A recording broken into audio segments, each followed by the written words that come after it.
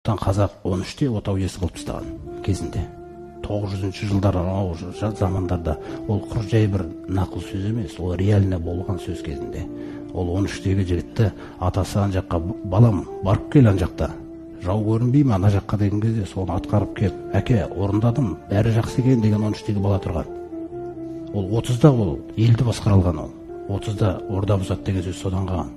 40-та қамал алады деген сөз 40 жасқа келгенде сыртқы саясатты білген дейді олар. Қалай істеу керек екенін, халықты қалай қорғау керек екенін деймін. 50-де жастарға насихат айтып отыратын адам болған. Бізде қазір 60-та, 70-те домино ойнаймыз. Біздің заманымызда діннен ажырап қалғаннан кейін қараңыз, біздің тағдыр не сыйлап жатыр. Бізге карта ойнайтын ақсақалдарды сыйлады, карта ойнайтын нелерді сыйлады. Әжелер бастарына химия жасатып алатын әжелер пайда болды бізде. Ал енді жастарға қайтып ренжисің бұдан кейін. Не алды ол?